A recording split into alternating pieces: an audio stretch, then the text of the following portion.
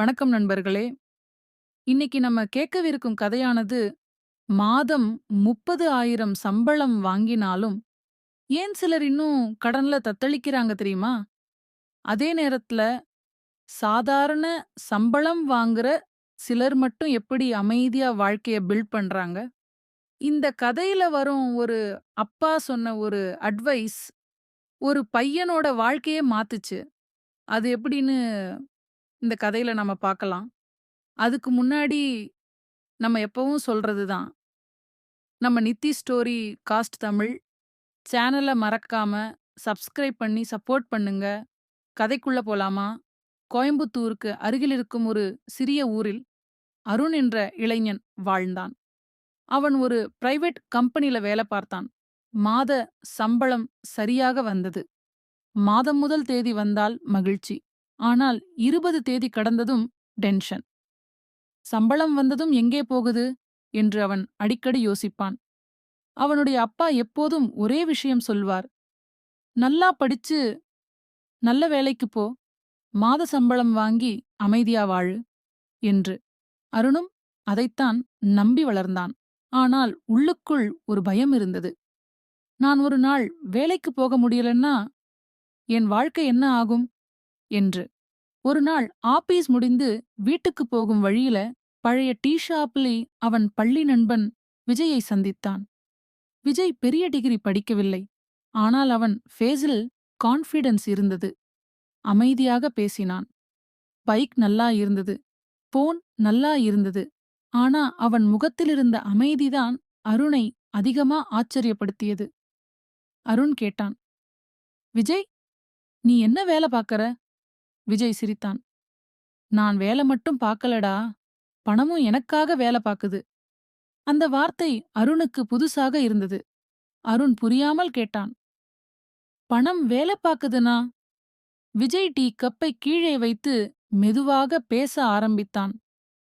இந்த மைண்ட்செட்டை எனக்கு எங்க அப்பாதான் கற்றுக் கொடுத்தாரு.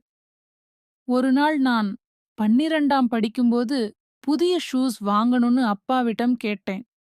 அப்பா உடனே வாங்கி தரல. அதுக்கு பதிலா அவர் என்னிட்ட 1000 ரூபாய் கொடுத்தார். இந்த பணத்தை ஒரு வாரம் செலவு பண்ணாதே.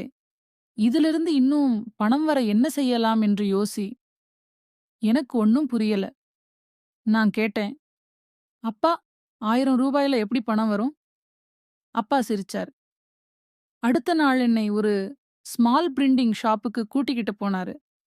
அங்க visiting card, birthday banner, notice printing மாதிரி வேலை நடந்தது. அப்பா ஷாப் ஓனர்கிட்ட பேசினார். என் பையன் ஆன்லைன்ல ஆர்டர்ஸ் எடுத்து கொடுப்பான். நீங்க பிரிண்ட் மட்டும் பண்ணுங்க.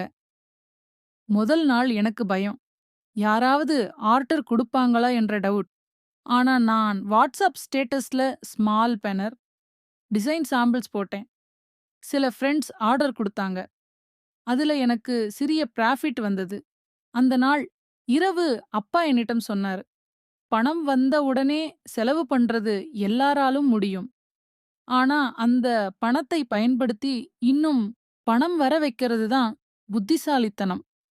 அந்த ஒரு வார்த்தை என் வாழ்க்கைய மாற்றுச்சு என்றான். விஜயின் பேச்சு அருணின் மனசுல ஓடிக்கொண்டே இருந்தது.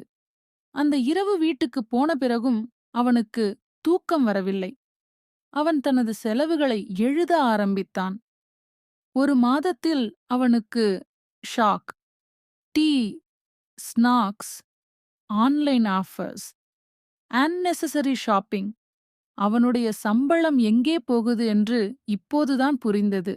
அவன் மனதில் நினைத்தான், நான் பணத்துக்காக வேலை பார்க்கறேன். ஆனா பணம் எனக்காக வேலை பார்க்கறதில்ல. அடுத்த மாசம் முதல் அருண் ஒரு முடிவு எடுத்தான். சம்பளத்திலிருந்து ஒரு ஸ்மால் அமௌண்ட் தனியாக வைத்தான். அத வீணாக செலவு செய்யவில்லை.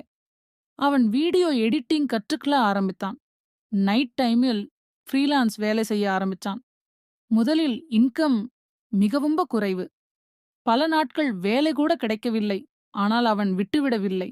சில மாதங்களில் சிறிய சைடு இன்கம் வர ஆரம்பிச்சது. அந்த இன்கமை கூட முழுக்க செலவு செய்யாம புதிய ஸ்கில் கற்க பயன்படுத்தினான். ஒரு வருடம் கழித்து அருண் சம்பளத்தை மட்டும் நம்பி வாழவில்லை. அவனுக்கு 2 இன்கம் சோர்ஸ் வந்தது. முன்பு சேலரி டேட்காக காத்திருந்தவன் இப்போது புதிய ஐடியாஸ் பற்றி யோசிக்க ஆரம்பித்தான். முன்பு அவன் நினைத்தது எப்படி அதிகமா சம்பளம் வாங்கலாம். இப்பொழுது அவன் நினைத்தது எப்படி இன்கம் உருவாக்கும் விஷயங்களை பில்ட் பண்ணலாம் என்று. ஒரு நாள் ஆபீஸில் சில எம்ப்ளாயீஸ் வேலை இழந்தார்கள். முன்பு இருந்த அருணாக இருந்தால் பயந்திருப்பான். ஆனால் இப்போது அவன் காமாக இருந்தான். ஏனெனில் அவனுக்கு புரிந்துவிட்டது ஒரே இன்கம்மை நம்பி வாழ்க்கை நடத்தக்கூடாது என்று. அன்று வீட்டுக்கு வந்து தனது அப்பாவிடம் சொன்னான். அப்பா, வேலை முக்கியம்தான். ஆனா பணத்தை எப்படி வளர்க்கணும்னு கத்துக்கிறதும் அதைவிட முக்கியம். அவரது அப்பா அமைதியாக சிரித்தார். நீ இப்போதான் வாழ்க்கையை உண்மையா புரிஞ்சிக்க ஆரம்பிச்சிருக்க என்றார். அருண் சிரித்தான். பலர் சம்பளம் வாங்குகிறார்கள். ஆனால் சிலர்தான் பணத்தை வளர்க்க கற்றுக்கொள்கிறார்கள். பணம் அதிகமா சம்பாதிப்பது மட்டும் வெற்றியில்லை. அதை புத்திசாலித்தனமாக பயன்படுத்தி நாளைக்கு ஒரு இன்கம் வருமாறு மாற்றுவதுதான் உண்மையான அறிவு. பணத்துக்காக மட்டும் வாழ்க்கை முழுக்க ஓடாதே. ஒரு நாள் பணமும் உனக்காக வேலை செய்ய கத்துக்கொடு. ஓகே நண்பர்களே, இந்த கதை உங்களுக்கு பிடிச்சிருந்தா லைக் பண்ணுங்க. உங்க ஃப்ரெண்ட்ஸ் அண்ட் ஃபேமிலிக்கு ஷேர் பண்ணுங்க. இந்த கதை எப்படி இருந்துச்சுன்னு கமெண்ட் பண்ணுங்க. மறக்காம நம்ம நித்தி ஸ்டோரி காஸ்ட் தமிழ் சேனலை சப்ஸ்கிரைப் பண்ணி சப்போர்ட் பண்ணுங்க. மீண்டும் அடுத்த கதையில் சந்திப்போம்.